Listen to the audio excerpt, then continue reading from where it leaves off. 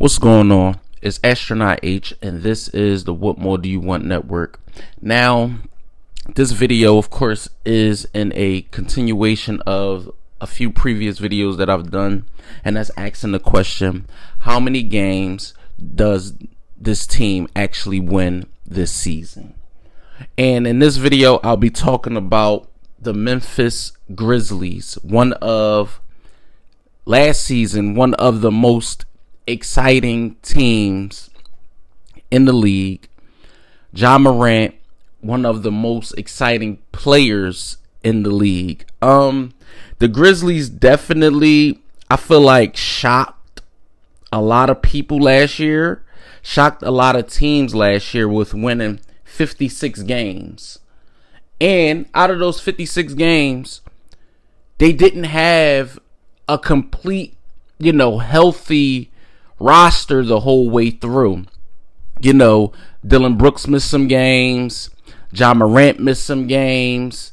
I believe Jaren Jackson Jr. missed some games. But as a collective, as a team, they just was moseying right on through. I mean, they weren't a buzzsaw, but like I said, they were one of the more exciting, teams of the league. They had you on the edge of your seat when you were watching, because listen, every game that Ja played in, you didn't know what was going to happen. He catapulted himself into that superstar conversation. He catapulted himself into being an all-star. He catapulted himself into being most improved, even though he should have been in the MVP conversation. He actually was my early season pick for MVP. You could go back and check some of my text messages. But I believe that, yes, the Memphis Grizzlies were one of the better teams last year, and they ended up losing in the semifinals. But, when you have a young core, a Dillon Brooks, a Desmond Bane who can let it fly, a Ja Morant who's really young, they can all, the good thing about young teams, right? If you do it right as a franchise and as a front office, all of those players can kind of grow together if you build it out the right way, especially in today's NBA. I mean, a lot of people say, go get the money. Let these players go get their bag. And I understand that. Go get paid. Go get paid, young man. Go get paid.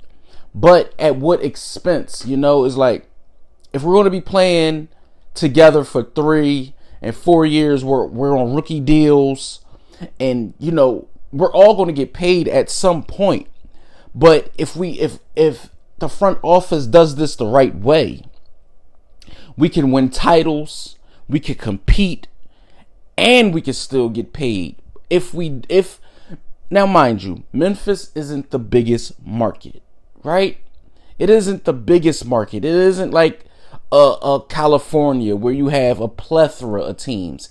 It isn't like a New York where you have a plethora of teams, like a Dallas, like a Florida, where it's like a plethora of teams. So, the basketball juices are, so to speak, are flowing through that city, through that state, so to speak.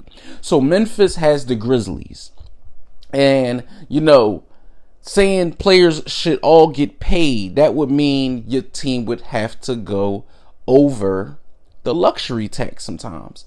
Now, at what expense, if you are the Memphis Grizzlies, do you want to do that? Like I said, having young superstars and having budding stars of the league. I mean, who doesn't know Ja Morant, right? You could be a casual fan and know who Ja Morant is.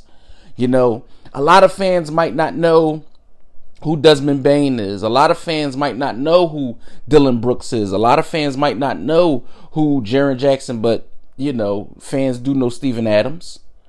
So, I like Zaire Williams also. I mean, the Grizzlies, in my opinion, have one of the better young rosters. I mean, filled out with talent. We know they can win games together. We know they can, compete at a high level every night. And like I said, winning 56 games last year just showed you that after the previous season, winning 38 games. So that just goes to show you that one, the coach is doing right by, schemes and things like that. And players are going to another level to play for that coach. Because again, you almost added 20 wins.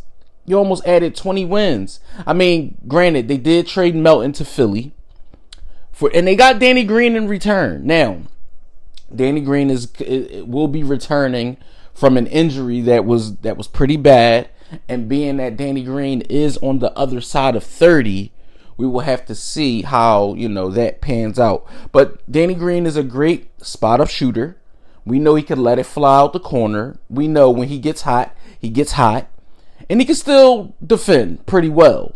So it's going to be interesting to see how that pans out as far as what they do with him. But Jaren Jackson Jr. did end up getting hurt this offseason, I believe. I believe that was the case. That's what I read. So it's going to be interesting. It's going to be interesting to see how much pressure or how much they put on Ja going into this season. It's like when you look at Ja Morant now, it's the question of he's the face of the franchise. He's going to be the one that teams are scouting ASAP. Like, he's on the top of the scouting report, and he's the one that could take the team from, we see in games where, he's scoring 40s and I mean, at a clip where it's like he's going to the basket all the time. And that's one of the scariest things for me with him is like health wise, the way he plays, the way he always attacks the basket. I mean, we've seen this movie before, in the name of Derrick Rose, just brutally attacking the rim with no regards for landing, with no regards for like body control and things like that. Yes, it's exciting to watch, but longevity is the key to the game, right? I mean, LeBron is different, but longevity is the key to the game. I wouldn't want to see a career like Ja be cut short. He has the potential to play 15 years if he dial it back a little bit, but instead he only played 10. You don't want to see something like that. You want to see guys reach the highest ceiling, especially in today's game where there's so many different young dynamic players. So I'm definitely interested to see what the Grizzlies do this season. And as far as games go, how many games do I think the Memphis Grizzlies win? I don't think they win 56 games again this year. I just think the West will be a little more competitive than it was last year. I see them scaling back and being in that landing spot of 3, 4, or 5. I wouldn't be surprised. 3, 4, or 5. I see them around 52. I see them winning 52. 50 games is a lot. So 52 wins. I think the Memphis Grizzlies will win 52 games. I could be wrong, but I see 52 games on their horizon. I see them being in that 3, 4-ish, 5-ish spot. Maybe a first round matchup with the Mavericks. 4 or 5 matchup, which wouldn't be bad. You can see Luka, you can see Ja first round. It's not bad. Let me know what you guys think in the comments down below. Do you guys see the Grizzlies returning back to form and winning more games than they did last year? Or do you see them losing less? or do you see them win? What do you guys think? What do you guys see? Do you see Ja actually being in the MVP conversation this season? Do you guys see just the Grizzlies as a collective putting it together with a young core? I mean, we haven't really seen a real young core. Well, last year with the Celtics, but like I'm talking about like a real young core since OKC really put it together and compete for a championship. So I'm definitely going to be interested to see how things pan out. It's Astronaut H. This is the What More Do You Want Network. Don't forget to like, comment, subscribe to the channel. I will be doing more videos like this in the future. As always, I appreciate everyone for tuning in. It's Astronaut H. This is the What More Do You Want Network, and I catch you guys on the next video.